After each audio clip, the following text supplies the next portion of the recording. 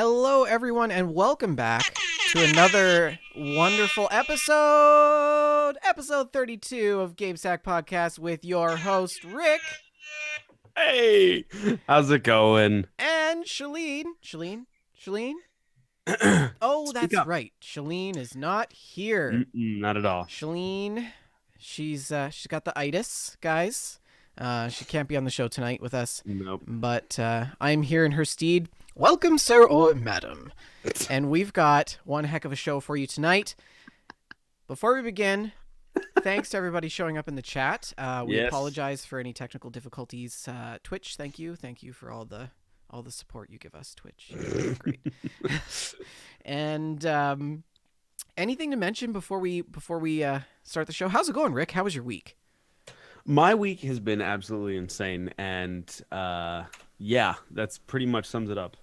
I didn't get a lot of game time in, but I did get some in. Yeah.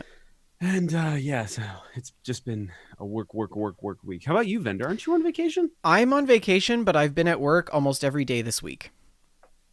So yeah, that's what it is. My goodness. Yeah, it's been, I don't know, but I don't know. It's still kind of a vacation for me because I've got the house to myself this week. So it's been, really nice, but you're home early, Shalene. Yeah. What? Gird your loins. Put away to what? Welcome to Shalene in the chat. We're glad to have you here, in virtual spirit. Hide the alcohol. Yeah, quick, put out the fires. If you're coming in new to the stream, don't forget to hit that follow button. If you're hanging out with us for the evening on the greatest little corner of the internet on a Friday night, hit that host button, and it helps get our stream out there. We also recommend if you can find us on iTunes, Stitcher, iHeartRadio, Spotify, and if you happen to find us on iTunes, go ahead and click a 5-star review shout out and leave us a little comment. We will shout you out on the show. We'd love to do that. Some things coming down the pipeline on tonight's show. We've got some news. And we're also going to talk about gameplay. Rick and I have quite a bit of gameplay to go through. We're also going to bring back Gamestack, which we didn't have a chance to speak to in our last episode. And we are also going to talk a little bit about the emergence of esports in the stock market as well. And we don't have any listener emails. So if you want to send us some listener emails and tell us how much you like Rick's new haircut, you can do that by going to info@wejustlovegames.com and giving us your feedback on Rick's beginning stages of what a pompadour looks like. I just never have it done up for the show because I wear headphones. And well, it looks real fancy. Looks real nice. I have these fancy little in-ears now. Yeah. And I don't have to take it out as soon as I get home. But so I've always had this haircut. Yeah, I do like the pompadour. It's how I got my nickname at the guitar shop, Retro Rick or Retro Dick. Oh my gosh. It's not my fault. But yeah, I feel lonely when we don't get emails, man. I really feel lonely. Yeah, we'd love to hear from you guys. Send us an email. We'll read it out on the show. We always get thought-provoking emails. I think that we had some bickering back and forth between listeners on that follow show between Gerfuffle and one of our UK listeners, I believe. So. Yes, the one who said that Fallout 76 was very much like the ISO Fallouts, and Gerfuffle disagreed wholeheartedly, but that's for another show. Yes, we'll save that for next week. But we love that kind of banter on the show. So argue, please. Yes, argue. It gives us content. I really feel like we've jumped out of a plane without a parachute, without having Shalene with us. I know. Like the news segment, I don't know any of it, and I gotta act like I do. Well, I'm sure we could do it together. You want to hold hands? We'll do this together. Let's roll into the news.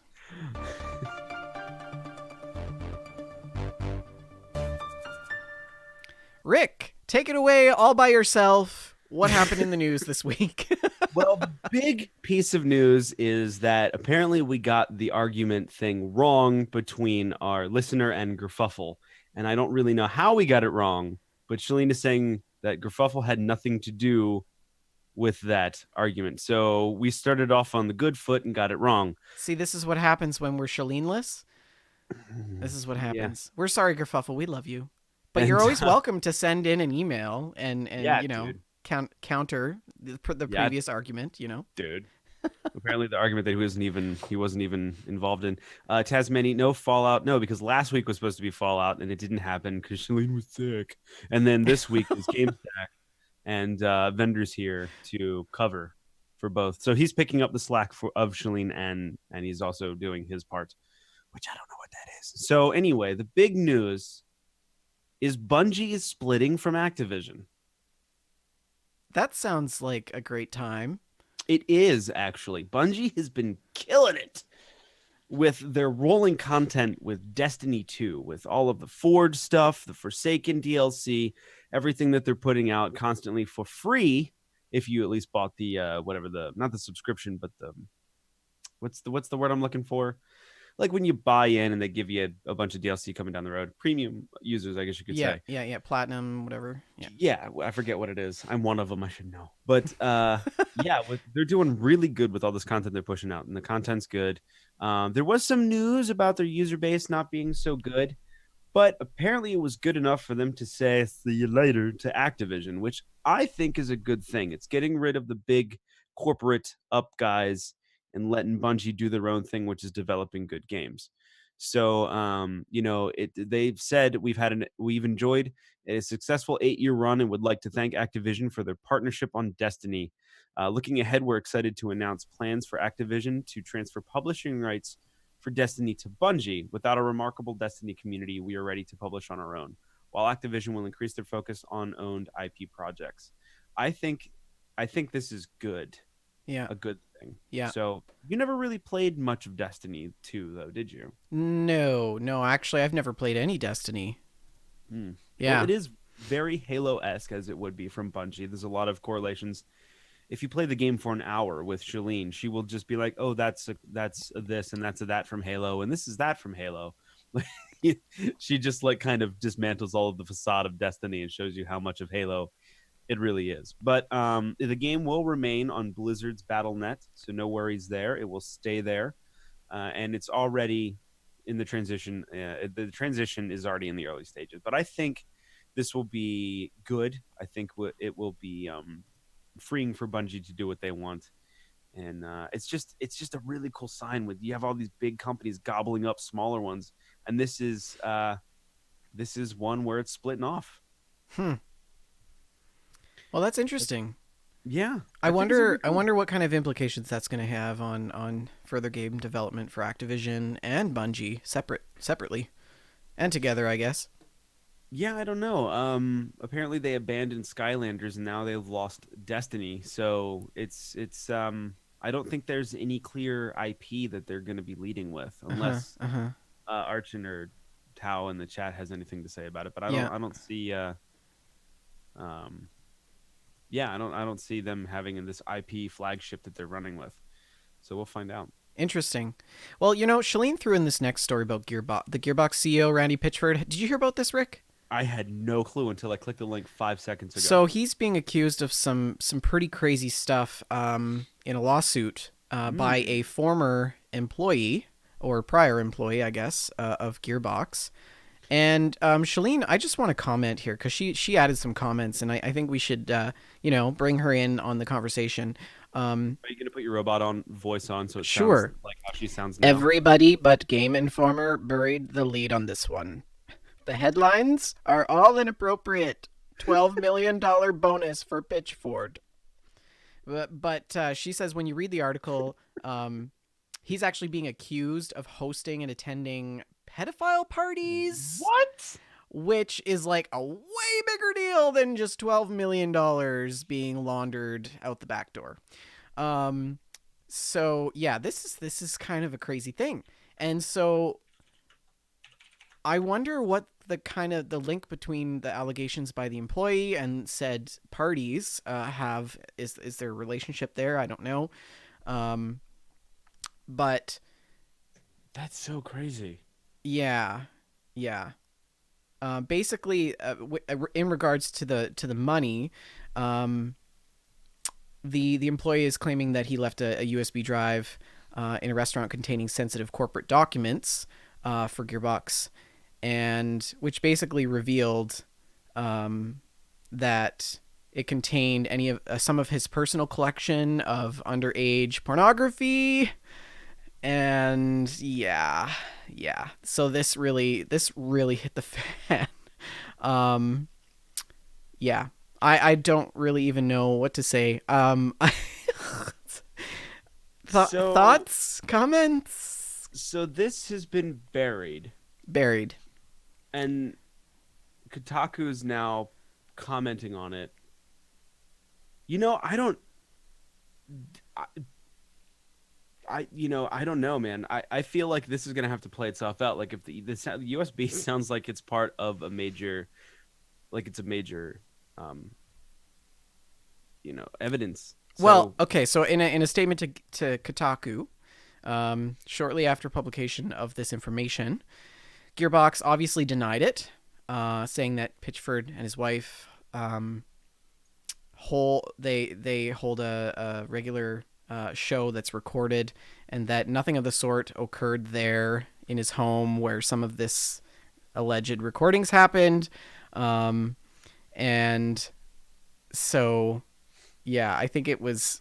I don't really know what is going to happen with this. whoa. Yeah. This went like from 0 to 100 in like six seconds. Yeah, that escalated quickly. Yeah, Yeah. so I don't even know how to report on this story. It's so shocking. No, News to us. and I'm reading the quote about the cam girl that they found on the USB, what she was doing to herself, and then all of a sudden his quote was, "She's a magician," which Uh-huh. Yeah, I'm sure she's juggling all kinds of things. she really knows sleight of finger. Yeah. So moving on. Next. Next story. I don't know what to say about this. Please, Shalene, weigh in the chat if you have anything else to add into this, because I got nothing other than this is going to be really interesting to see how this plays out. I mean, Gearbox was very known for the Borderlands series and how good of a game that was. So I don't I don't. Shalene is telling us not to read the quote. We are totally not going to read the quote. Someone think of the children. We are stupid. Oi, oi. But yeah, this is going to be interesting to see how it plays out. I mean, in the age of a lot of people saying things, and there's accusations flying around now about a lot of different things, and a lot of them are warranted. And this is one of those that seems really, really extreme, like so extreme that it's not true, or so extreme that it just could be. But how? Okay, how? What do you? So you go to a restaurant. You sit down, you have a coffee, and you pull out your USB stick and put it on the table. Whoa, let's keep it R-rated. And then you pay your coffee bill. The only thing that's on the coffee or on the table is the dirty dishes and this USB stick. And you walk away and you leave a USB stick on the table. How many times have you left food that you were going to take home in a to-go bag back on the table at the restaurant? How many times have you done? Never. Really? What? Leaving a restaurant is like putting on a seatbelt. What is on the table that's mine that I take? Sometimes I take the napkins and the cutlery, but that's a dine and dash. It's like you drive a Jag. But seriously, like who brings a USB stick to a restaurant and puts it on the table unless it was supposed to be put on the table by someone other than himself? Yeah, I mean, even Van Sylvan 66 in chat, thanks for backing me up. He says he totally leaves his food in the restaurant. I've done that a million times too. Lost a bunch of good food. Yeah, I mean, who hasn't lost a good food / USB stick in a restaurant? Well, yes, with all their child pornography on it. Jesus. All right. Next up, EA has reportedly canceled another Star Wars game, Rick. Which is not surprising. But they say that they're committed to making they're committed to making great Star Wars games. And they canceled another Star Wars game. We're committing to not really be committed. Proof of concept right there. Yeah, I don't know. Somebody posted a picture earlier today of all the Star Wars games that LucasArts had released in a time period. Let me see if I can find it real quick. So, just for the record, EA, did they actually confirm this, that it was canceled, or? So there's a statement here that says, this is straight from EA. It says, there's been speculation overnight about one of our Star Wars projects. As a natural part of the creative process, the great work by our team in Vancouver continues and will evolve into future Star Wars content and games. We're fully committed to making more Star Wars games. We're very excited about Star Wars Jedi Fallen Order from Respawn, and we'll share more about the news projects when the time is right. But they didn't actually confirm or deny that anything had been canceled. So, real quick, someone went on Reddit after this was posted, and they said, under LucasArts and collaborative companies from 2002 to 2008, okay? 2002 to 2008, these are the following games that were released by LucasArts and, collaborative companies. We have Star Wars Racer Revenge, Star Wars Bounty Hunter, Star Wars Clone Wars, Star Wars Galaxies, Star Wars Legos 1, Star Wars Legos 2, Jedi Starfighter, Empire at War, Star Wars Knights of the Old Republic, Knights of the Old Republic 2, Republic Commando, Battlefront, Battlefront 2, Episode 1, Star Wars The Jedi Knight, Jedi Academy, Star Wars 1, Jedi Outcast, Star Wars the Force Awakens, or the whatever that Force game was, Force Unleashed, and then Force Unleashed 2, okay? Under EA from 2013 to 2019, games that have been released under EA since gobbling up LucasArts, 2013 to 2019, you have Battlefront and Battlefront 2. So the Star Wars... Committed. We're really committed to loot boxes. Star Wars games. I mean, they didn't actually come out and say it, but I think that statement kind of suggests that maybe they're shifting their focus. They screwed the proverbial Sarlacc. Yeah. So hopefully not all of you who are listening are huge Star Wars fans and was banking on this. Sorry. Yeah. Sorry about that. I don't understand. It can't be that hard to commit to a game like this. Like, there are so many different game companies out there that are doing so good with games. Yeah. I mean, Red Dead Redemption 2, and obviously those games are hard to make, but they're getting done. Why is it so difficult for EA to do? Could they not figure out how to make money off of someone's every step inside the game? Yeah. I don't know, Rick. Give the gaming rights to Disney. Yes, that'll solve all the problems. Well, we're getting a Star Wars every single year. Yeah. And Solo was actually a good movie. Anyway. Everything is always driven by money. Unfortunately. Mm-hmm. Except for cars. That's driven by fuel. Which costs money, so never mind. Oh, man. Well, yeah. I don't know. Speaking about things other than money, let's talk about gender. Assassin's Creed Odyssey allows you to choose the gender of your character and choose their sexuality, meaning romances with either or both genders. The latest DLC forced you into a heterosexual relationship for the sake of reproduction, but that has since changed. So that's really interesting. What do you think about this, Rick? So let me get this straight. In the main game, they let you make it with whomever. In the DLC, they forced you to have a child, so they needed a romantic relationship with someone of the opposite gender. So right, so the intent of the storyline was to make it so that your character's bloodline had a lasting impact, on the assassins, and sure. So the community has kind of lashed back on that, and they're making this change. So that's the purpose there, and the original intent. I The gaming, this is really making it hard to keep a podcast that makes everyone happy. I know. I'm Joseph Dow, against. you're fired. No, just kidding. No, I would. All right. I'm all for being inclusive. I mean, it should be done that way. I like when games give you a choice to make your own story. That's the whole point of having an RPG. Yeah. You role play whomever you want. Have a romantic relationship with whomever, or if it's Mass Effect, whatever you want. And it just makes the game more immersive, and it makes sense because it's like real life. In real life, like you dig who you dig, and that's how it goes. No one forces you or should force you to say who you can and cannot dig. Don't marry a fridge. That's a little weird. So anyway, that's kind of the cool bit of how games are becoming the freedom of games are letting you choose all of that. But when it comes to story and narrative, there is a team or someone who has a story to tell. Mm-hmm. And if that story is about two guys that love each other, or two girls who love each other, or a dude and a chick that loves each other, that should be the story. It's the story they want to tell, the story they want to give you to live in. Mm-hmm. You shouldn't, as a consumer, dictate what someone else wants to create. It's completely the antithesis of freedom, of choice, and it goes against everything that we've worked for so long in society and in gaming Mm-hmm. and in movies and in art.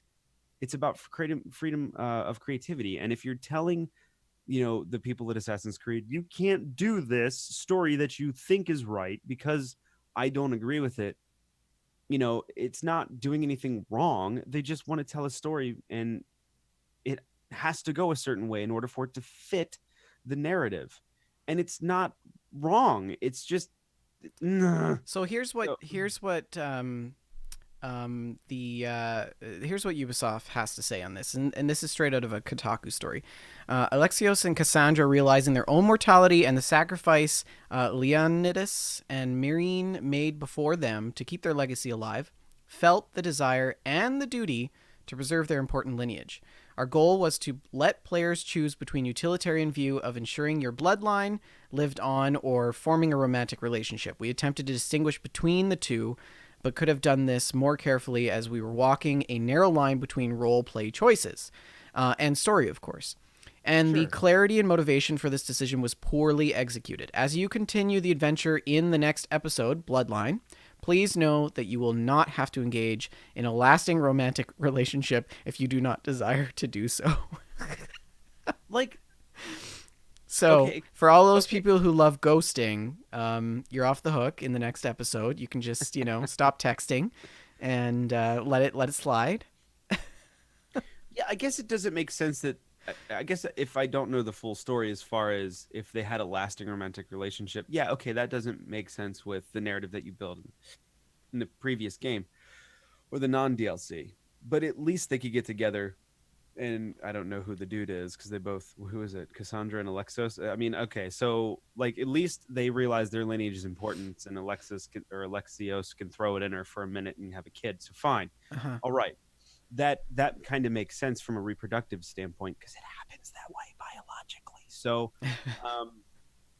sure, all right, that makes sense. If they force a story that contradicts what they built up to, okay, that makes sense for some fan outrage. But I've seen some stuff where fans just rally to change a story that someone wants to tell Yeah. because they just didn't agree with it, and I don't agree with that, if that makes sense. Well, I think, and so Ubisoft has confirmed that the content of the second DLC will not be changed, but that the next installment of it will improve, or I guess make character development more engaging, allowing people to choose, and they'll be able to decide how they want to handle their relationship.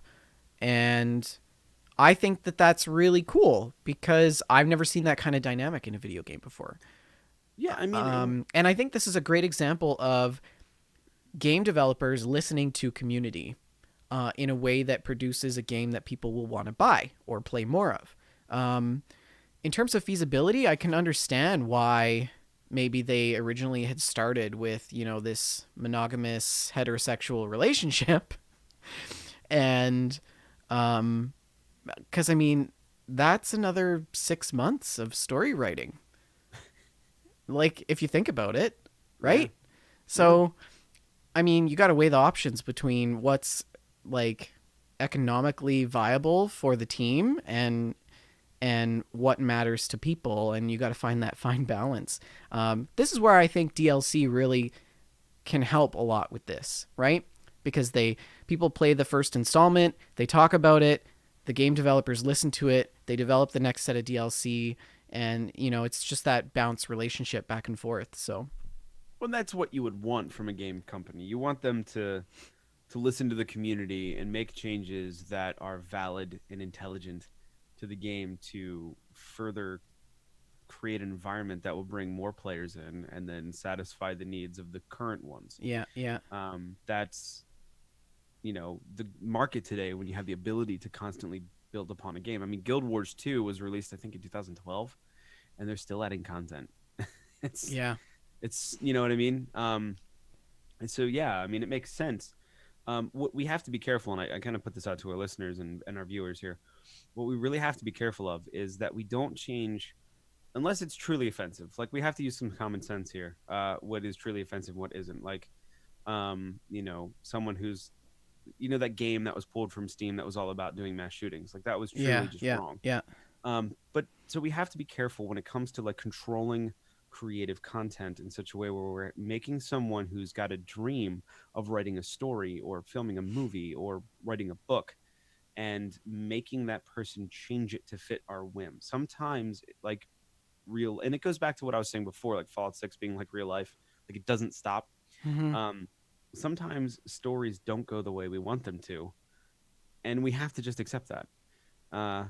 You know what I mean? You know what? I think what they're doing is very daring, and I commend them for it. Yeah, as we continue, this makes sense what Ubisoft is doing. Yeah, yeah. And, this is not a new thing. The first time I ever experienced same-sex relationships in video gaming was, you're not going to believe this, Preston Garvey in Fallout 4. I was able to romance him. Why would you? I wanted to see if I could do it. But could you imagine that pillow talk? Could be like, "Hey." It was awful. I would wake up and I would walk into my bedroom. He'd be in my bed. He would wake up and stand up, and he'd be like, "Hey, babe." I can't believe he's needy. That surprises me. Yeah, it was interesting. Yeah. But so you never played Mass Effect? No, Mass Effect never appealed to me. Oh. Yeah. Huh. Yeah. So. Okay. But I don't know. I've never been one for like. I would say that I've never really been one for romance stories in video games. I'm more about the intrigue and the scandal but I guess that could be part of it. Ooh. Well, I mean that's part of the what's that choosy story game you guys play? The Council. No, the other one. Life is Strange. Yeah, there you go. Yeah. Part of that one. Yeah, but I never really put focus on whether or not it was same-sex relationship or heterosexual relationship or love triangle or whatever have you. Right, because I feel like it's just part of life and it shouldn't be a focus. It's just part of the story. You know what I mean? And I think if you do it right, it becomes so intertwined with everything you don't even notice it, and that's a good thing. That's a good thing because it means that I've become desensitized to that part of my culture. And that I'm okay with that. And that's great. Yeah. I mean, I wish that the rest of Canadian society or North American society was like that. And I would say we've come leaps and bounds in the last 20 years. But yeah, dude, it's interesting. We have the same-sex relationships in video games. Yeah, we've come leaps and bounds from the bleeps and blops of Qbert. But the truth is that there's still people that have a problem with this, and this is why it's even an article. You know what I mean? So anyways, that's annoying. But yeah, so I guess the takeaway is good on you, Ubisoft, for listening to community and for the community don't be too overzealous and self-righteous. Yeah. To Yeah. curb stomp someone's creativity, which I don't think they were.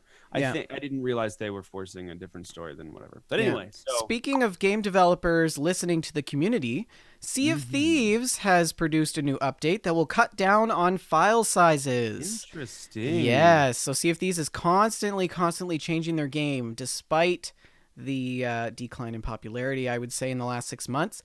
On Xbox One, the install size of the game has gone from 35 gigabytes down to 10. Nice. Xbox One X from 47 gigabytes down to 25, and Windows 10 PC from 47 gigabytes down to 27 gigabytes. How the heck did they do that? So, they launched this. It was a bad time for them. They had a lot of server stability issues. There was hackers, and so they finally decided, with all the bug fixes and content releases, that they would try to compact things a little bit. So this might mean that patch sizes will actually increase slightly in the future for the game itself, but there is certainly a benefit to the install size not increasing all that much, and I think that this will really help, and I'll get more to installing and game sizes a little bit later on my own gameplay stories. But for me, as somebody who runs everything off solid state drives, this is a big deal. It's a big deal. Space is always an issue. I'm looking at one of the things in this article where it says when it first launched, there was a lot of hackers that plagued the season. I'm thinking, in a game that you're supposed to be a pirate, doesn't it make sense? Yeah. Atlas is going to be the same way. We know this. Atlas is probably going to be even more buggy than Sea of Thieves. But I don't know, I think in the handful, the 20 times that we've played Sea of Thieves since it's come out, or more, I haven't seen that many people. No, it really wasn't an oversaturated ocean. And I'm okay with that, but I'm also not okay with that. I'm okay with that in the sense that I don't want to ever see anybody out on the seas, because it stresses me out. But I'm not okay with it in that I worry about the success of Sea of Thieves and the development of the game, because I think it's a really great game and I don't want it to just stop. I want them to keep going. I like playing it. So yeah. Yeah. But I think it's cool that they're focusing on things like that. Because those are things that I think people take for granted a lot of the time. Yeah. Or they just kind of accept that the file is 50 gigabytes. And they uninstall every other game that they have just to play it. Right. I mean, it's nice that and it's nice to see that someone's actually trying to optimize their files for whatever system it's being installed on. Yeah, and yeah. The subject of pulling down file sizes is far less divisive than the subject we were just on. I mean, it's not good when you divide a people group into two separate groups of people who are mad at something and people who aren't. So at least this is one thing we can all get behind and not be divided over. Mm-hmm. Speaking of dividing, Rick, do you want to take the next story? I do. The Division 2 beta dates, beta access, and everything else you should know, according to a Eurogamer article. So if you're not one of the cool kids like me and Shalene, Vendor, I don't know if you've done it, so apparently you're not a cool kid if you haven't. So I just want to be like the cool kids. Sign up for the beta for Division 2. You can do that. And I would suggest doing it. I was a part of the closed alpha for the Division 2, which I will not speak of because of NDAs and such. Uh-huh. And so the Division 2 beta dates have been announced, and they will take place from February 7th to February 11th. Great. I will be away. Awesome. I haven't even gotten confirmation that I'm a part of the beta. But in order to get part of the beta, you gotta pre-order the Division 2. And the beta signups are on the official site at tomclancy-thedivision.ubisoft.com/game/en-us/beta. That's not a mouthful at all. Hope you got that all down. Yeah. Anyway, just go to ubisoft.com or Google the Division 2 Ubisoft, and that should take you to where you can sign up for the beta. Mm-hmm. By the way, did you watch the trailer that Shalene posted in Discord? For Division 2? Yes. Yes. What did you think of it? I thought it was good. Uh-huh. I remember finishing watching it thinking this is a game I can get behind. Really? Yeah, I Because like that it's in Washington, Christmas time. yeah, that's nice. I think it's going to be good. The other had to cough. The other, because I know you're not a big shooter guy. It depends. It I depends. know, I know. It's like the underwear. It depends. I get it, but you you were really good at shooters. I think No, we I'm talked about before. not. Yes, you are. Well, you're really good at the division, so whatever. And um, I was watching this trailer, and I never realized how much of America game this is. Like, it's basically you could sum it up in like, we lost our freedom, and them bad guys are taking it over, and we're gonna kick their ass and take it back. And I love it. Like, it's like an 80s action movie where like, yeah, it's the bad guy versus the good guy, democracy versus communism. Yeah. I love that. I'm so excited to play an 80s action movie. You know what I mean? Yeah, I suppose. I would say that's actually been one of the deterrents for me in a lot of these games. Is What? it always seems to be the same, fight for America. No offense. Your freedom No. is important to you. Um, and I don't want to get political, but in all seriousness, like it seems to be the same storyline, or it's a slight variation of something, and it's just it's guns, it's all guns everywhere, guns. I don't see. So I don't know. I don't I see will that in probably many give games. it a go. I'll probably give it a go. Okay. I Yeah. don't see that in many games though. Like Division 2 is not really the Earth is dead, so you're kind of fighting for the Earth. I don't But know. It's just like guns are not part of my culture. It's not like I think we have guns in the house. I don't even know. well, My you dad is a guys. hunter, so I know we have a shotgun probably. Um, I don't even. Yeah, I don't know. Um. It's just not a thing here. Like people don't like. Well. If you see somebody in the mall carrying a sidearm, people are running for the doors. Like that's how it is. That's how it is. Um, so yeah, I don't know. It's just different. Yeah. Well, I think too that I don't know a lot about Canadian history, but I don't think you guys had a lot of wars on your soil. Uh, Well, we never had a civil war. and you never had a Revolutionary War, if I'm not mistaken. No, but So we usually take the quiet, passive British approach and just push all of the indigenous people to the north to claim the land from Russia. That well, is what I we mean, do, I and mean, those poor people are still living up there, deprived and full of chronic disease, and it's a terrible thing. So um, I mean, we started. Yeah, actually, it was kind of funny. My daughter came home with a book about Betsy Ross, and we kind of talked about that whole thing.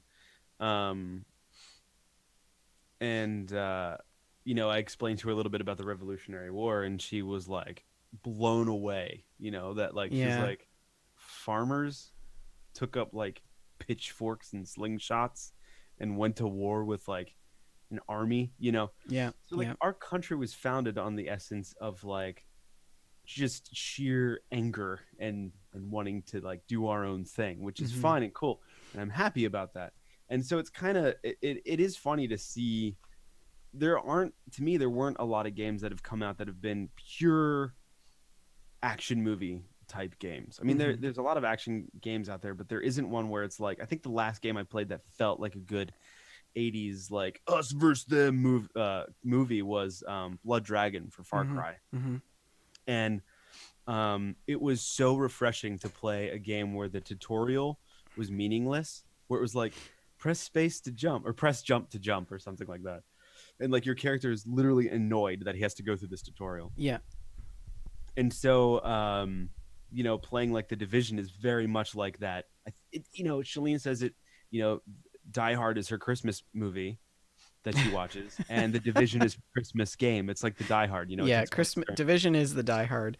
Yeah, Yeah, it's like clearly these are the bad guys, yeah. and clearly they are doing bad things, and clearly we have to, hunt them down and take them out. Which like there are nowadays when everything's convoluted. I mean, if you think about art following culture, the last war that specifically America has been in for so long, it's hard to tell the good guys from the bad guys because they all look the same. They're all dressed the same. There's no uniforms.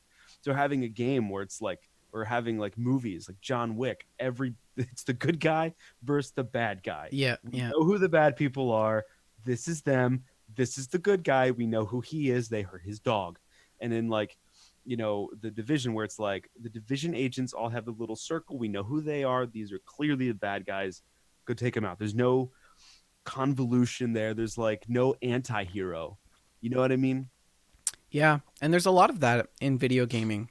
That's a lot of the guy's the anti-hero. A lot of the plots are like that, and I just realized now that's why a lot of the storylines really have nothing to do with Canada. Because there's nothing interesting to write about. I mean, if they developed a game and released it set in Canada about the people of Canada, nobody would buy it. It would be so boring. But like, well, we can't shoot anything. What are we going to do? Well, you helped us out in World War II. I mean, you did take one of the D-Day beaches, if I'm not mistaken. Yes. And I don't know what you did after that, but you did help on that one. Well, Flanders Fields, where puppies grow. But for the sake of time and not going into a history lesson, let's head on to our next story. ESO Cat People expansion. What? Yes. Oh, elsewhere. Rick, I know how you like cats so much. So why don't you take this story? Well, all I want to do is kill every Khajiit. No. No. I actually didn't even look at this yet. When I first saw this, I thought that Elsewhere was like the teaser that they did in BE3 for ES6. Yeah. And I thought for a second, like, oh, they screwed us up again. Like, that we thought it was going to be ES6 and now it's Elsewhere.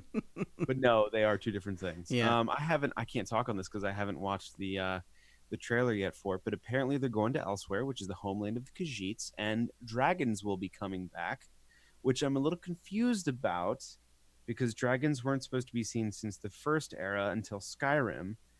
And so I'm a little confused on how the lore is going to work out, but it should be interesting. One thing we do know is that they have said that dragons will be more difficult to defeat than the ones the players have previously encountered in Skyrim. And that is directly from Richard Lambert, who is the creative director for Elsewhere. And they're also introducing Necromancer, which is the MMO's new warden, I believe, previously added in the 2017 Morrowind expansion.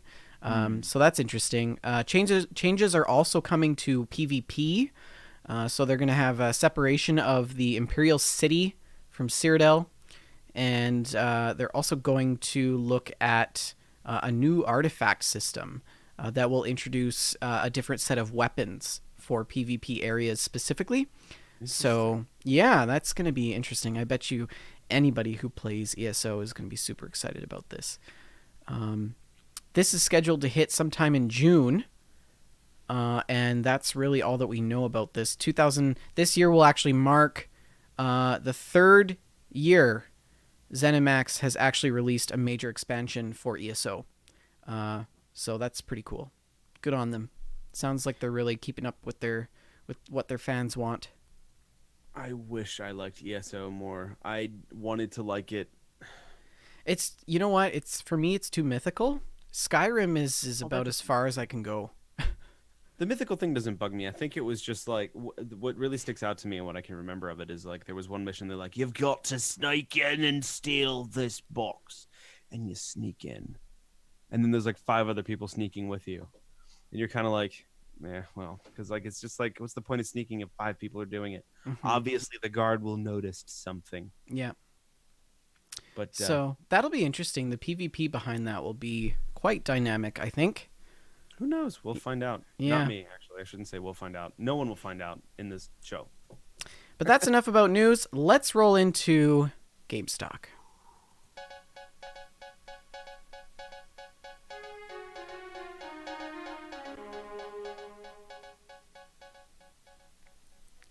What happened in the world of GameStock, Rick? Tell us, vendor. Okay. I don't know anything about stocks. As of 8:39 a.m., January 18th, it's been nearly a month since we have actually reported any stock numbers, so these numbers are likely very inaccurate and probably already out of date. Sony selling at $49.94, up nearly $3. Microsoft at $106.64, up $8.56. More good news, Nintendo $39.09, selling at $39.09, up $7.09. Take-Two at $107.59, up $6.22. Activision with the Bungie split, selling at $48.66, up $2.66. And Ubisoft selling at $17.50, up over $2. EA $92.02 is what they closed up. And that was a stock spike by $15.45. Spike is not really even a word that's used in the stock market. My God. Shalene got these this morning, by the way. Yeah. Also, what did we tell you guys 2 weeks ago? Never rely on GameStop. No, invest. Everything was down. We said to buy. Yes, everything was down, and we said buy. And look at it. Every single stock that we report on in the gaming industry is up at least $2. Hey, vendor. Yeah. Want to guess what I didn't do? Didn't invest. Not at all. That's okay. Playing it safe is good too. I did buy 3 vintage amplifiers, but I didn't buy any stock. Well, maybe you could sell those on Craigslist or something. I probably will be doing that. Make some more money. Yeah. Probably will be doing that. So if anyone's looking for some vintage amplifiers, just contact Rick. Just go to reverb.com/Wondertone Music Shop. Yes, product placement.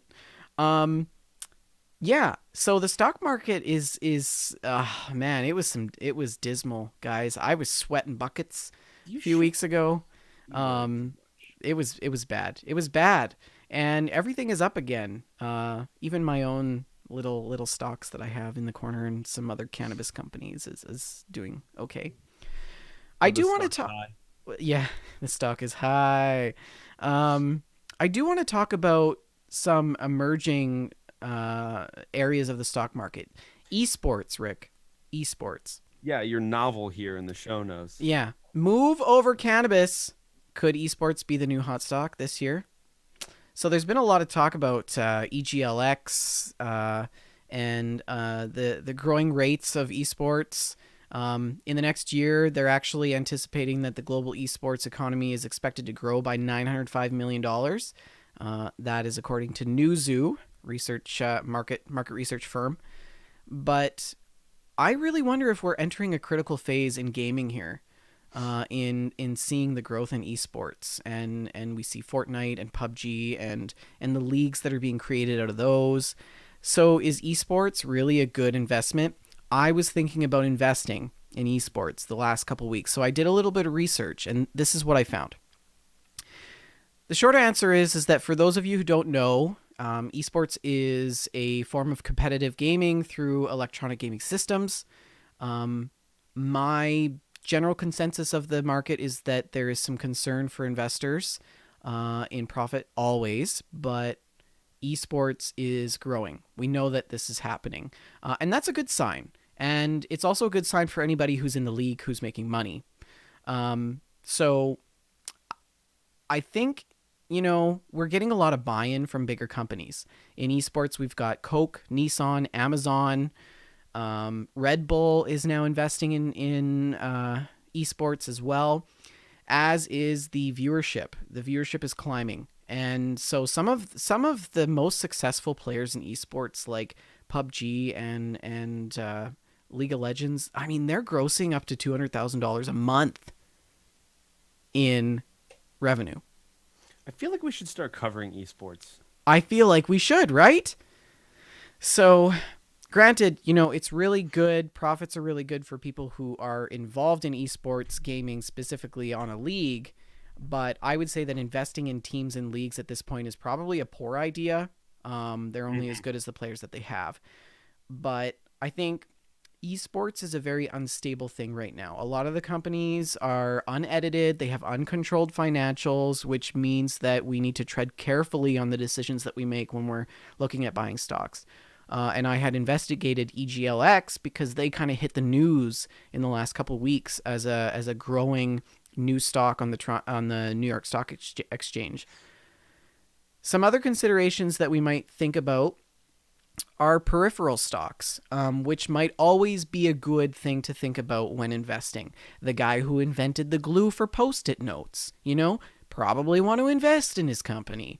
Things like equipment. Manufacturers for gaming hardware may be a good option to consider with the coming wave of esports. So things like NVIDIA, Razer, Logitech. You might also want to look at game developers, although this is usually a gamble, as we have seen over the last 6 months.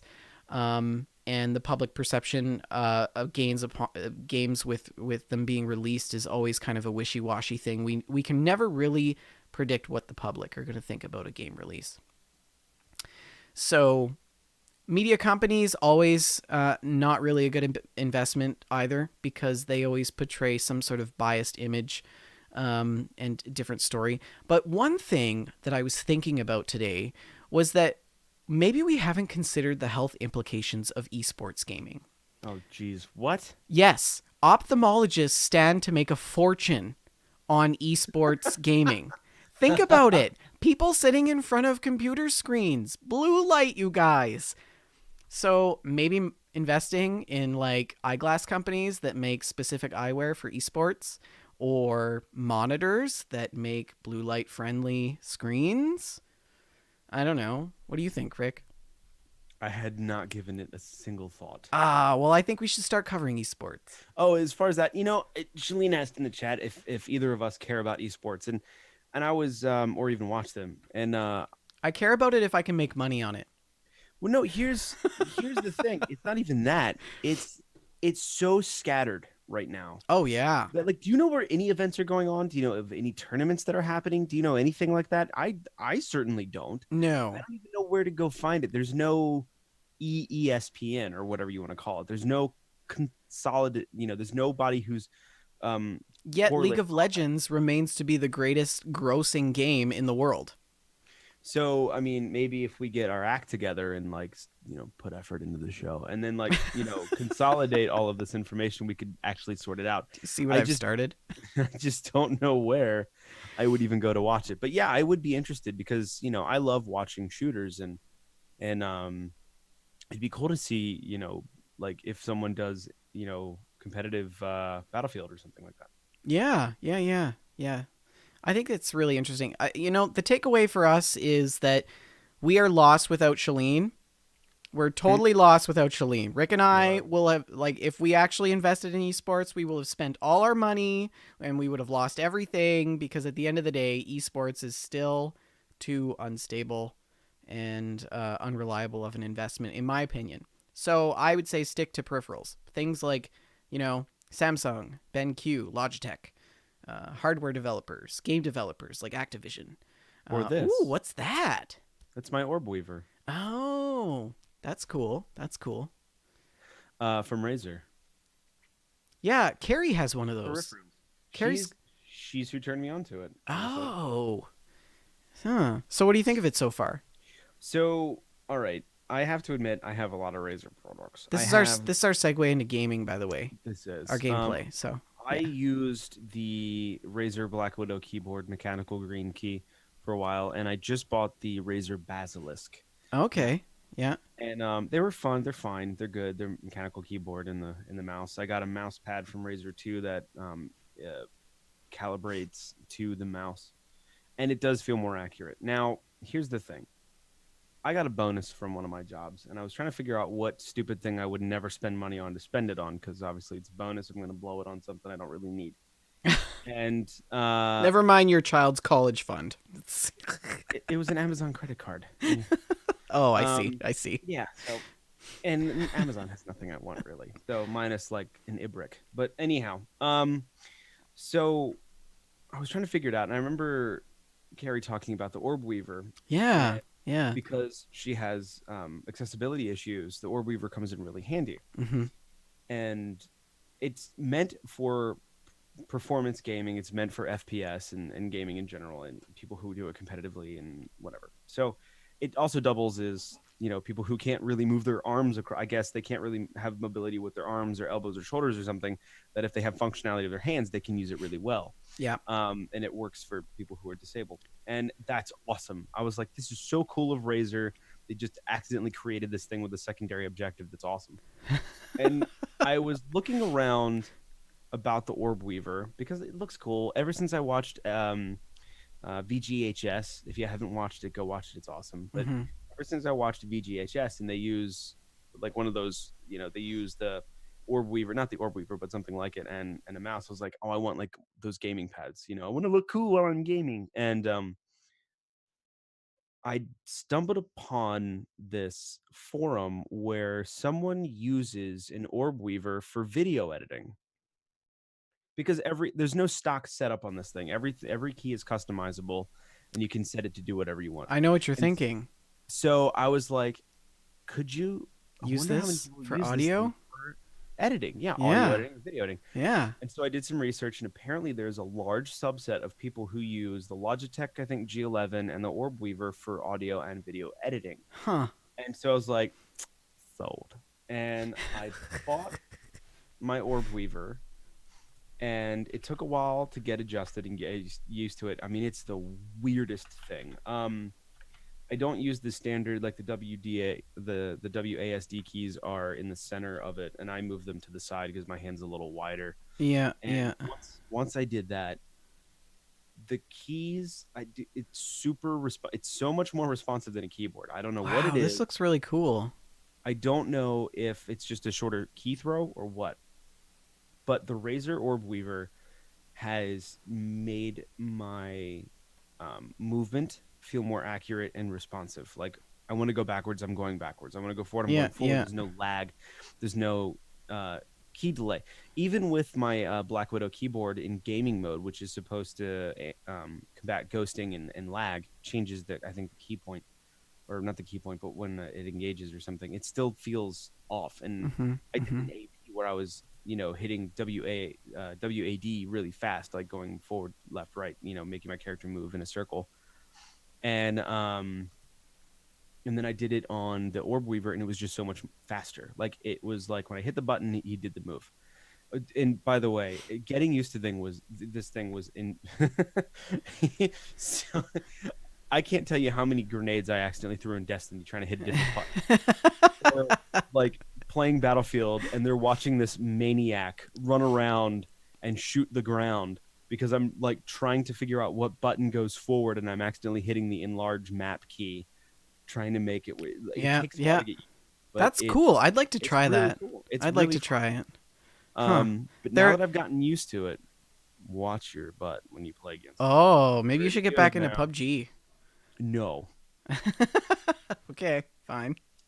For a game that makes so much money and it's still broken. Yeah, it is still broken. Yeah. When I first got this thing and played Destiny PvP, I was doing just as good as I would do on a keyboard, which means the second I get used to it, I'm gonna wipe up in PvP. No, it really does change everything. It is really cool. So what games have you played it with? Battlefield 5 and Destiny 2. And that's the only two? Yeah. So far? Okay. Yes. Okay. Because you have to set it up for everything. It doesn't work with Arc because Arc requires so many. Arc requires an entire full 140 key keyboard to play. So it doesn't really work with Arc. But it does work very well with straight up shooters. Yeah. It's I wonder really how cool. Carrie manages that because she plays it with Arc. I don't know, man. Like, she must have a full keyboard and then the Orb Weaver on the side, maybe. I don't know. But But yeah, man, it's definitely fun. So, speaking of Battlefield, do we have a game bumper? Do we have a game stack? No game bumper.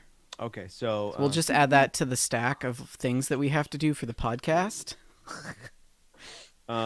So playing Battlefield 5 with this thing, it is a lot of fun. Battlefield 5 in itself is a lot of fun. I got a couple of war stories.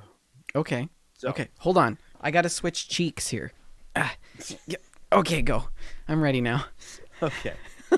So, when I first start any Battlefield game, I always pick the assault. There's a couple different classes you can pick with your when you're playing PvP. You can pick assault, which is like for attacking and Mm-hmm. taking tanks using explosives. Then you have medic, which is mainly meant for like giving health to people or rezzing people when they're down. And then you have support, which is about laying suppressive fire and resupplying your men. And then you have recon, which is about spotting enemies and, you know, sniping, basically. Uh-huh. I am not good at recon whatsoever. I do no snipey. That's Shalene's And role. it is totally Shalene's role. I Yeah. know snipe.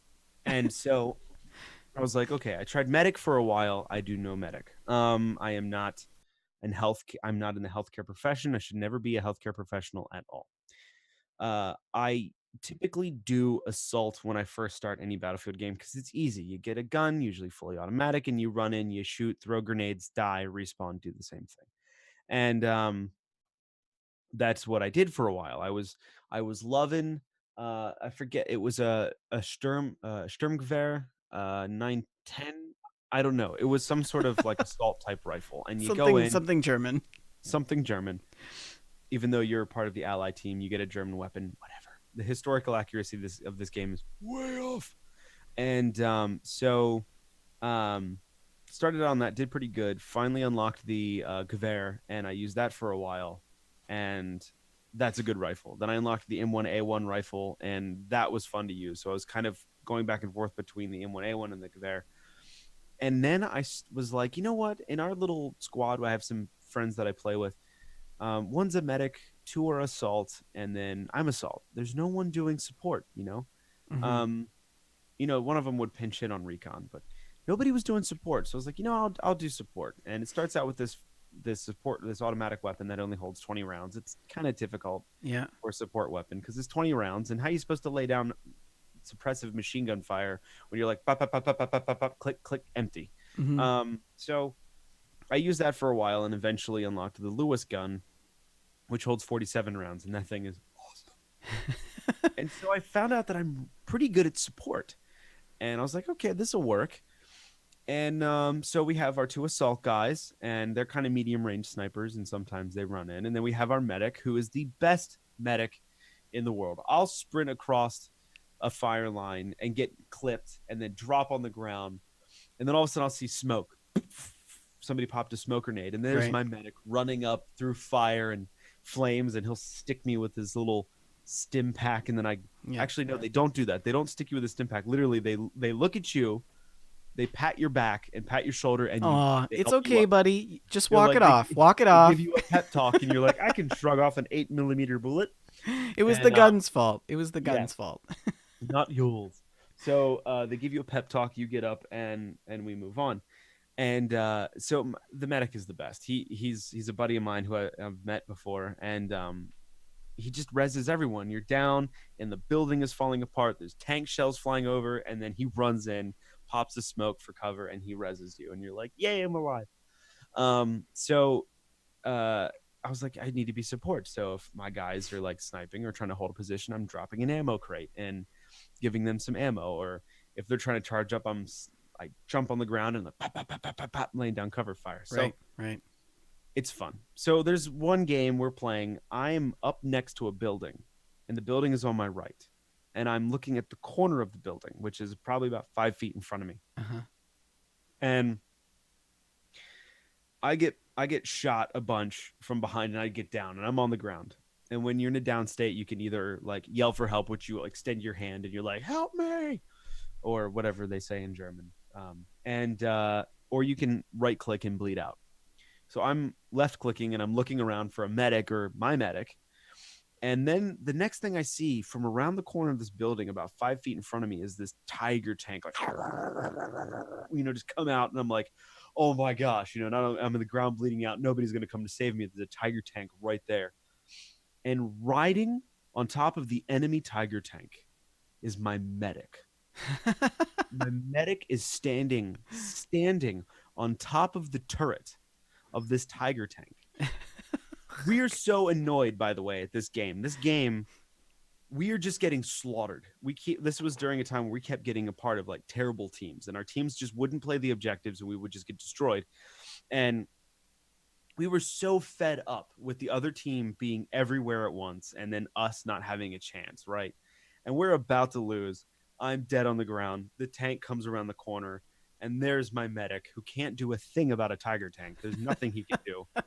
Standing, riding this tank, looking straight down at his tank with his MP40 and just going, bap, bap, bap, bap, bap, bap, bap, bap, just shooting the top of the turret of this tank. This is like 4-inch steel.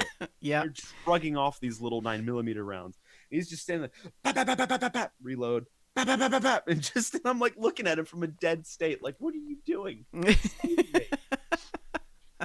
And so I respawn in, and I hear him go, oh, someone spawned, because you can spawn on the tanks. And when you spawn on the tanks, you can get up in the top gunner turret seat, which your upper torso is exposed.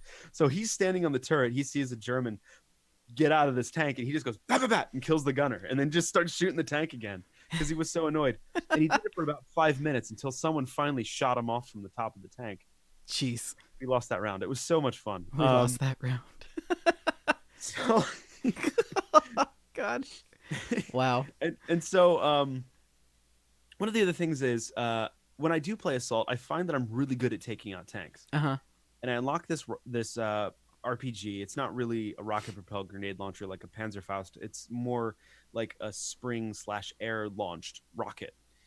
And so the drop of the projectile is very steep, so it's harder for me to get used to. But I'm getting better with it now. So I found with 2 well-placed rounds of the PIAT, I think it is, you can take out a tiger tank if you do it from behind. So there was one match we were playing, and this tiger tank like kept putting himself in a situation where he could only go forward or backwards. So I'd just run around behind him and reload and it would just blow up.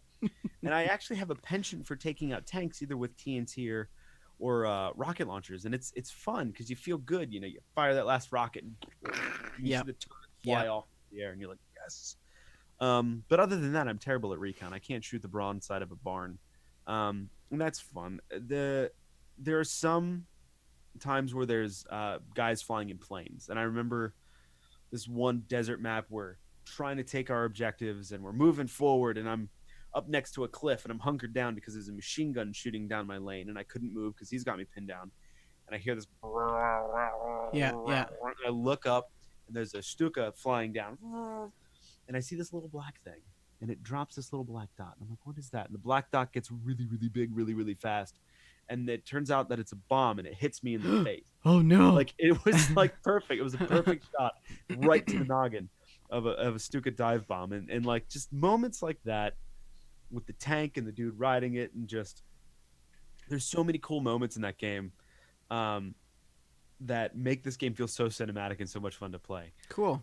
What they're doing right now is what all games should do as far as rolling content. So right now we're in Tides of War, and every week there are certain objectives that you have to do, and you unlock a special weapon that isn't in the game. And I think that's fun because it gives you incentive to play the game, and it gives you incentive to do different things like, oh, I'm going to play as a medic or play as a recon to complete this objective to get this particular weapon. And it also adds something fun because once you get to the end and you unlock everything, you're like, what am I going to do but just kill things? This gives you more incentive to keep playing and keep having something to go for. Like with Destiny 2 and the Forges, you've gotten to the end game, and you know now you have to do more missions, and there's more stuff to do, and I really like that. And I think games are going towards this thing where it's free content that's rolling out, but it's giving you an incentive to play, and that is fun. And for those of you who have been put off by Battlefield since Battlefield 1 and Battlefield 4, I would like to say that Battlefield 5, I haven't had this much fun since Bad Company 2. And to say that for a Battlefield game is pretty heavy. Yeah, you were really cautiously optimistic going into this. I was. I mean, you have to suspend any idea that there's any historical accuracy whatsoever.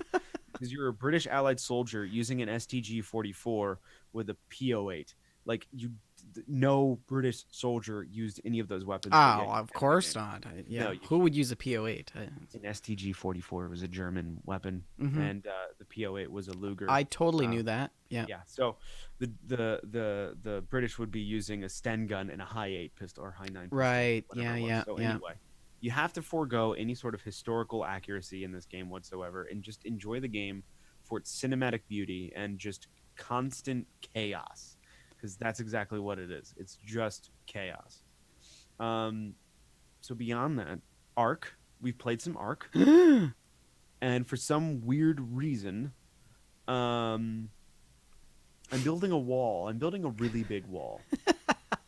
I've got to keep the sharks out. And I guess that they do kind of pay for the wall in the sense that when they get near me, I kill them when I'm building it. Yeah. Yeah. The wall is really big. It's a really big project. It's the biggest project. Nobody's ever built a bigger project in It's Ark. going to be so great. It's so great. And it requires all of the wood, like 5.6 billion pieces of wood, I think is what it's going to take. And I'm glad that I have the scuba suit. And I'm the best at scuba diving. I don't know if you guys have done, but either way, I'm the best at scuba diving. And I went down and I'm putting to build this foundation. You saw it. I had to go across the biggest chasm in the game. And okay, so just as an aside, Ark, there's this thing in Ark that happens, and this is why Jess and I love it so much, is the building. We take on enormous, impossible tasks, and we do it just because we want to see if we can do it. And this is one of those projects. And so Rick and I are at the bottom of the ocean. Yeah, you're helping me out. Helping me out a bit. And I had to keep, because I'm going to put a big door on there. I have a really big barge, the biggest barge in the game. And I've got to get it in and out of this wall. And so I'm building big giant dino doors, and they have to line up. So the two wall sections have to line up on the same grid in order to get the doors to line up, because there's this huge, it's literally on the ocean floor, there's this huge canal, there's this huge chasm. And the only way for me to build across it was to go down the whole way, across with foundation pieces and up with foundation pieces. Then I'm aligned properly. And so I finally got it all the way across. And I took up all the foundation pieces from the middle, then realized I can't build ceiling pieces now since I removed all the foundations. So now I got to go back and build all the way down and all the way across and then all the way back up again. But it's weird, man, because I started out this where really Bushido. I didn't want a big place. I wanted it functional. I wanted a room. There's a bed. There's my cooker. There's my fridge. There's my forge, and I'm good. That's it. And then I end up building this massive ship, and now I'm building this stupidly huge wall that you could just go around. That's what you do in Ark. You build big. You live large and you build big. And I'm really glad that you finally have settled down. You're setting some roots, Well, I don't know if it's my bay at the moment because I'm there. I don't know if I'll be there forever. I do have an oil rig up north of me, so that pretty much means I'm committed. You know what I love about your gaming style in Ark is that you always build in the most difficult areas. I know. I truly love it. The place in which he's built is if any of you know Ragnarok and Ark, it's far east, southeast. It's like a desert bay, and there's literally everything that wants to kill you: scorpions, boas, sharks, hyenas, dragons. It's just endless. Yes. Yeah, it's pretty entertaining. It is fun. I don't know. I like that challenge, though. I am going to build, since I realized you can build from the ocean floor up, I am going to build a hut out in the middle of the bay, because I think it'd be cool. Yeah. Have that sort of thing that kind of meets my boat. And I'm going to build it out of Adobe. Okay. Yeah. Because I love the look of that. So you like the Adobe pieces. Yeah, and it fits with the desert too, right? It does. Yeah. So yeah, Ark is a lot of fun. So anyway, that's been my gameplay. What have you been up to? I've also been playing some Ark. We're just going to transition right into that. Yeah, Shalene had commented earlier in the chat, what if the sharks build stairs on their side of the wall? Well, I'm going to use that as my jumping off point for this next story. So I figured out that you can tame fish. And I built some fishing baskets, and I went out to the marsh, and I caught piranhas. All kinds of piranhas.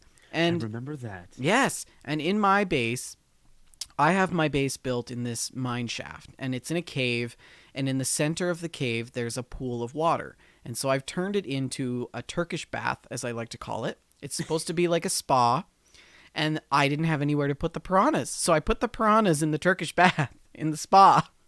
So, if you need exfoliation, you can just go for a swim and come out with no skin at all, totally exfoliated and feeling rejuvenated and ready to tackle the day. But I had put some stairs for the Turkish bath. I put some stairs going down into the bath because how else are you going to get in there, right? Mm-hmm. And I'm like derping around in my base doing some stuff. All of a sudden, your level whatever piranha dies. I'm like, what? So I go over to the Turkish bath. He was on the stairs out of the water. Somehow he like climbed up the stairs and got himself stuck and he like dried out or something. I don't know. He dried out. Anyways, so I'm like, okay, well, I guess that happened. I go back to doing a bunch of other stuff. Literally like 10 minutes later, another piranha, same thing, goes up the stairs and like drowns essentially because they're not in water. So I had to put like walls and like barricade off the stairs so that the piranhas don't try to get out. So that was an interesting sort of thing that I experienced in the game that I haven't experienced before. Fish walking upstairs, yeah. Christmas is over also. We had Raptor Claws and the Winter Wonderland 3 event, which is always one of my favorite ARC events. Basically a raptor pulling a sleigh of presents and reindeer flashes across the sky like a Chevy Chase movie and drops gifts across the land for all the boys and girls. And yeah, it's kind of over. We still have the event going, though, because we still want all the different colored dinos that are on the map. So we're keeping those going. We've also got wyvern breeding now. So Jess and I and Hobbit have taken upon ourselves to get dragon eggs. And I believe that they're going to be testing out the wyvern breeding mod this weekend. I'm excited to see all of the things. I did want to comment about Rick's wall, but he pretty much said the whole story. So I'm really excited. Comment on it. I'm looking for a Canadian view on my wall. On my southern, it is on the southern border. Oh, it's weird. Whoa, that's so meta. I gotta blow it up now. And it's in the desert. I got all the C4. You should let me blow it up. Blow it up. That's so weird. Not like planned at all. Rick does not have a political agenda here. No, not at all. If anything, I would be tearing that some gun wall down. I love how Hobbit just piped up in the chat. The male is growing. She's referring to her dragon that she hatched. Yeah, that is so ironic that the wall is in the south. And if it were me, I would blow that little wall up. Well, I like that you're putting a giant door. You're gonna put a door in it, so people can come and go as they please. You're not gonna have patrolmen and cartels or anything like that. So that'll be good. Owls. The new Extinction DLC has some pretty cool dinos, let me tell you. Who? And the Extinction DLC. Who? Extinction DLC. Are you making a joke? Because I'm not getting it. I'm making an owl joke. Oh, yeah. No. Terrible. Yeah, so there's owls, and the owls are so cool. They're actually like super quiet, and I hate the Argents in Ark because they are so loud. They're like windshield wipers as you fly across the map. It's awful. So the owls are really nice. Jess and I are thinking about spawning those into the map so that people can tame them, as well as some of the other extinction dinos. And I came to a realization, Rick, the other day with the Ark server for WJLG, and that is this. What? We have a 10-slot server. Yeah. It doesn't mean that we're limited to 10 people. It means that we are limited to 10 people on the server at a single time. Aren't we doofuses? And so I just want to open that server back up to anybody who wants to play with us. You're welcome to. All you got to do is send us a message on Discord or on Twitter. We can make sure you get access to that. That's on PC.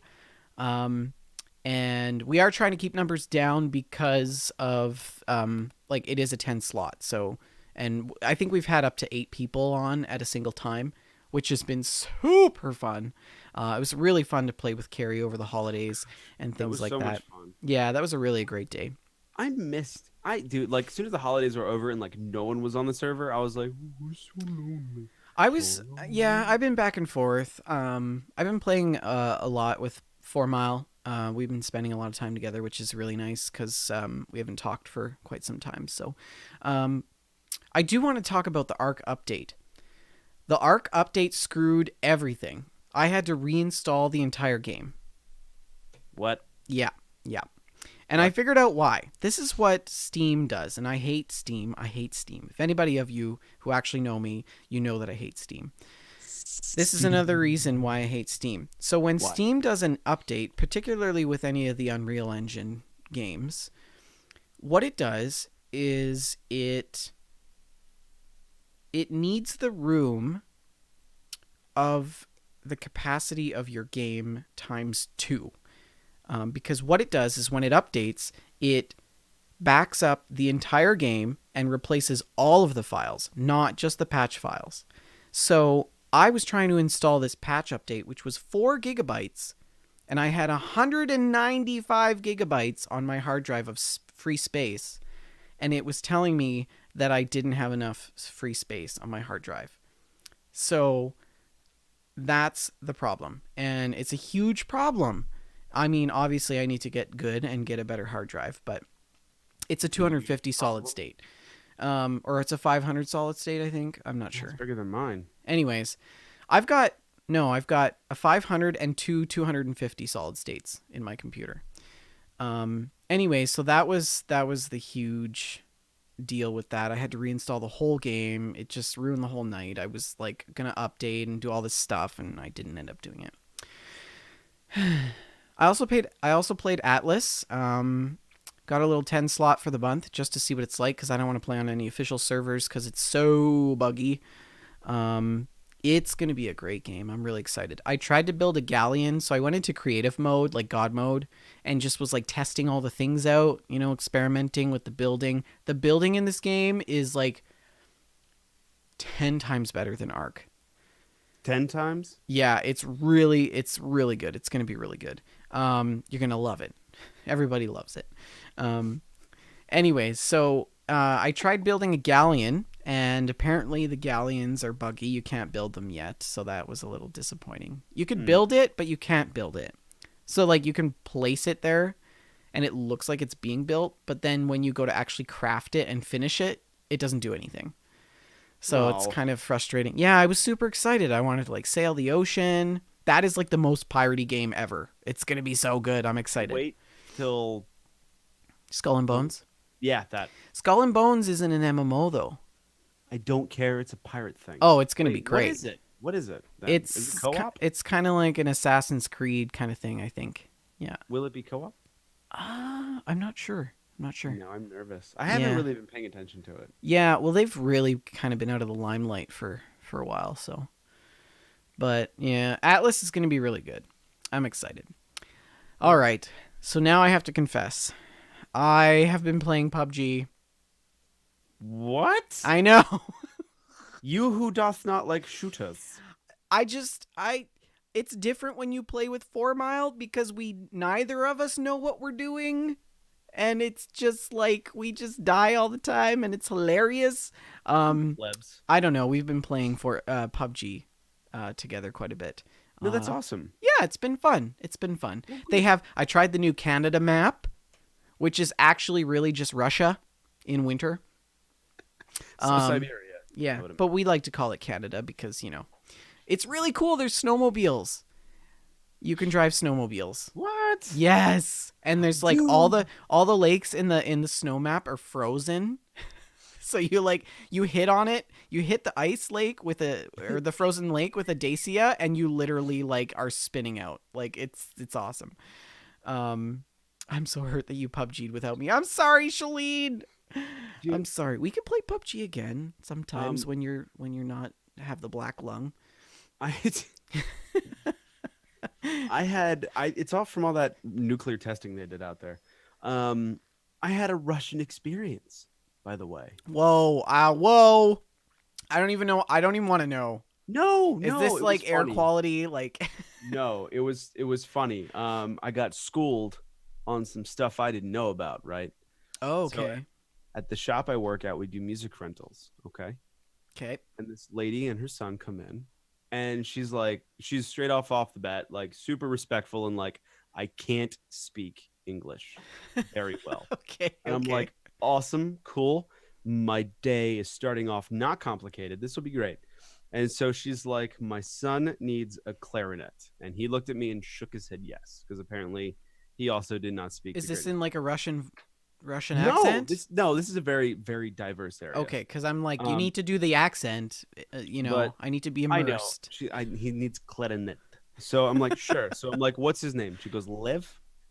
And I'm like, how do you spell it? She goes, Lev. I'm like, oh, that Okay, easy. okay. And so I go to write their last name, and I write an A. She goes, no. She laughs. It's still "N- a Schneider. No way. She goes, no way. I'm like, what do you mean? She's like, A for girl, no A for boy. And she's laughing like, you should know this, peasant. You know, she was very delightful. And it was just funny because I'm like, oh man, right. I forgot feminine versus masculine. It's a thing. In America, Yes, it's yeah. Smith. It's That's Smith, a Smith, European, Smith. yeah. And so I wrote that, and and then I'm writing up this huge rental contract for a clarinet because clarinets are not cheap. They're not cheap at all, like $1,000 or more. And so like I'm writing down this Really? rental contract. Oh my Wow. gosh, yes. And so I'm writing down this rental contract. And she's prepared to pay 50, like $50 for a so-month rental. And then out of nowhere, her kid walks up to the register, and he must be like, I don't know, 10 or something. And he points to a recorder. Do you know what I mean? Yeah, Like the yeah. Hot recorder. cross buns, hot He cross points buns. yes, which every parent hates apparently in my shop. So he points to this and he goes, "Oh, not clarinet, this." And he points to a recorder that only costs $6. Oh my God. And she goes, "I'm so sorry." And That I'm like, kid is going to "You know get what?" beat in the parking lot so I'm like, bad. "You know what? It's cool. Saves me time." We went from a clarinet to a recorder in about 5 seconds, and it was the best moment like I had all day. I was like, Can you imagine if that I kid showed up loved to it. class with a With a clarinet? Like this, like They were so prepared to spend $50, and I'm like, oh man, clarinets are $6, plus tax. oh, that's a great story. The biggest choice they had to make was what color. Wow. Um, and I loved every single second of it. And I got to school. Some of my coworkers on the coolness of that moment because they were like, "Well, the kid would speak English," and I was like, "Bro, can you get by in a second language? I don't think you can." Yeah. They are. Yeah. But it was so much fun because every time we talk about clown shows, Clown shows. we always joke about the That's Russian what accent. it is. Yeah, yeah. I love it. Yeah, It's I work so at a much fun. I work at a university, right? So I'm like fully immersed in multicultural environment, right? And I love the Russian ladies that I work with in finance. Oh my gosh, Svetlana, I love you. I love You it. The names you are save me so much money in mistakes every year. Thank you, Svetlana. That's literally her name, you guys. Where were we? And yeah, we were talking about the Russia That's map awesome. in PUBG. Oh, the Russian map. Yeah. With the skitty eye. But yeah, that's funny. Yeah, it's they got some new good content. Things are still buggy, but I don't really play for like it's about playing with people, right? So, but they've got a new Skidoo. They've got a Mustang convertible now, muscle car Ooh. that you can rip around in, which is pretty fun. Still got the Uaz, still got the Dacia. They've got a ton of new guns. There's like a barrel for something, and then like a QBZ, and an M4 Mutant, whatever that is. I haven't used it yet. Improvements to the SKS. Nice. Yeah, it's interesting. I recently figured out leaning in PUBG. So now instead of like, walking back and forth like one of those like stage things, I lean with my gun and I get like real good. Lean back. Yeah, yeah. So I got a kill. Apparently, One kill. one kill. Most important kill of that game for you. Apparently, the accuracy is increased on your gun when you're leaning and firing. I've heard. Yeah. I don't know if they fixed that. Yeah. Also, I have some new hardware to show you. Show and tell. This is the new mechanical keyboard. Wait, you got to see the new setting. Wait, how does it do it? This one? No, that's not it. Oh yeah. Okay, Huh? so you ready for this? Okay, so like it's upside My down, so body you is can't see ready. it. But when I push a key, Ripple. Whoa. Ripples. Oh, look at For that. those. For the is that a razor? No, this is a Drevo Tierfing version 2 or something. It's a mechanical with brown switches. So what are you doing? What? I'm not talking to you anymore because you're not using razor. I Goodbye. am not going to jump onto the Razer bandwagon, okay? Do Nope. it. I refuse. Do it. I refuse. Do I it. refuse. Do it. I'm sorry to anybody who has Razer.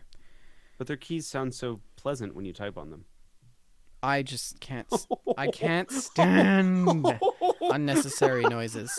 So Van Sylvan for the win with the comment of the night in the chat room about your keyboard with the ripple effect says rippled for his or her pleasure. yeah, you're gonna do fine here. You're gonna do just fine here. Don't worry. Yeah, you'll do good, kid. Anyways, that's my gameplay. Shalene would love to share with you her gameplay, but she has been homesick the last few days with a terrible, terrible chest cold. Shalene, we hope that you are feeling better soon. We don't actually have any listener emails, so I'm just gonna roll straight out with the outro. Vendor, that's all right. Do you know what this means? We're done the show within an hour and a half. No, and Shalene's not here. You know what that gets to mean? You know what that means? What? We can cuss. Oh. Mommy isn't here. No. Don't. Well, we've already sworn. We can say it's words fine. like and we could say and on all the other things like we can still hear you. No, I'm just kidding. We don't have any challenges. We have like a Jenga block. We have pushed the stack challenge out of the stack. It's not part of the show anymore, but we are still doing the challenges with that Fallout show. You can catch that Fallout show next Friday at 6:30 p.m. Mountain Standard Time, 8:30 Eastern Standard, right here on twitch.tv/WeJustLoveGames. If you would like to send us a listener email that we can talk about on Gamestack Podcast or that Fallout show, all you got to do is send us an email at info@wejustlovegames.com. That's info@wejustlovegames.com. Speaking of, we just got an email. What? Here. Read it. No. Wow, that is a novel. It's not working. But anyway, it's from Gerfuffle. Oh. And it's a retort to the last email on that Fallout show. And okay. So want to hear how this saga continues next week. Yeah. And like any good media outlet, we like to filter our stories before we put them out and Never. greatly bias them to our own favor before we read them on air. So you can catch that next Friday at 6:30. Are perfect. You can find us on Twitter at We Just Love Games, Shalene at Shalene L, Rick at Rick McVick, and myself at Vendortron N. We are also on Facebook at facebook.com/WeJustLoveGames. We've got a Facebook group, facebook.com/group/WeJustLoveGames. We're also on Discord. That link is publicly available for you. All you got to do is send us an email, send us a Twitter message, instant message, and we'll make sure you get the link. We record the show live at 6:30 p.m. Mountain Standard Time, 8:30 Eastern Time, right here on twitch.tv/WeJustLoveGames. If you're new to the chat, just coming into the show, we're sorry you missed it. You can catch it. It will be uploaded to iTunes, Stitcher, Spotify, YouTube, and I believe iHeartRadio. Yes. And so if you missed the show, don't worry about that. You can catch it in a day or two when we get that back up. Thanks everyone for listening. Rick, any last words? Good night, guys.